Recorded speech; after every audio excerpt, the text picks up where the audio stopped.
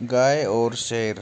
एक पहाड़ी के नीचे रामगढ़ नाम का एक गांव था। गांव के सारे जानवर हरी घास खाने के लिए सुबह उसी पहाड़ी के ऊपर बसे जंगल में जाते और शाम होते होते घर वापस आ जाते थे।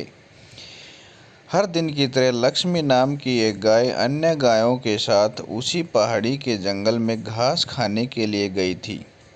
वह हरी घास खाने में इतनी ज़्यादा प्रसन्न थी कि वह कब एक शेर की गुफा के पास पहुंच गई, उसे पता ही नहीं चला। शेर अपनी गुफा में सो रहा था और वह पिछले 2 दिनों से भूखा भी था। जैसे ही लक्ष्मी शेर की गुफा के पास पहुंची, गाय की खुशबू से शेर की नींद खुल गई। वह शेर धीरे धीरे गुफा से बाहर आया और गुफा के बाहर गाय देखकर खुश हो गया। शेर ने मन ही मन सोचा कि आज उसकी 2 दिनों की भूख मिट जाएगी। वह तंदुरुस्त गाय का ताज़ा मांस खाएगा और यह सोचकर उसने एक तेज दहाड़ लगाई।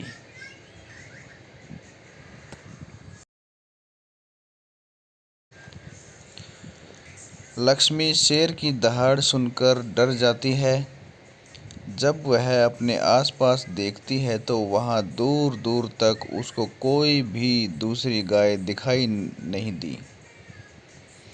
जब वह हिम्मत करके पीछे मुड़ी तो उसे सामने शेर खड़ा दिखाई दिया।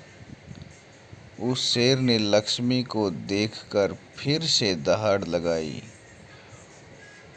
है और लक्ष्मी से कहा, मुझे 2 दिनों से कोई शिकार नहीं मिल रहा था, मैं भूखा था। शायद इसीलिए भगवान ने मेरा पेट भरने के लिए तुझे मेरे यहाँ पर भेजा है। आज मैं तुझे खाकर अपनी भूख मिटा लूँगा। शेर की बात सुनकर लक्ष्मी डर जाती है। वह रोते हुए शेर से कहती है, मुझे जाने दो, मुझे मत खाओ। मेरा एक छोटा बच्चा है जो अभी सिर्फ मेरा ही दूध पीता है और उसे घास खाना अभी तक नहीं आया है। लक्ष्मी की बात सुनकर शेर हंसते हुए कहता है, तो क्या मैं अपने हाथ में आए हुए शिकार को ऐसे ही जाने दूं? मैं तो आज तुझे खाकर अपनी 2 दिनों की भूख मिटाऊंगा।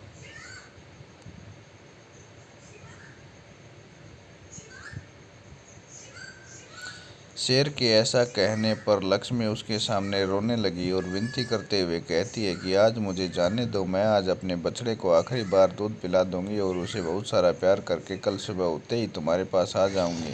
फिर तुम मुझे खा लेना और अपना भूखा पेट भर लेना। शेर लक्ष्मी की यह बात मान जाता है और धमकी देते हुए कहता है कि अगर कल तू नहीं आई तो मैं तेरे गांव आऊँगा, फिर तुझे और तेरे बेटे दोनों को खा जाऊँगा। लक्ष्मी शेर की यह बात सुनकर खुश हो जाती है और शेर को अपना वचन देकर गांव वापस चली जाती है।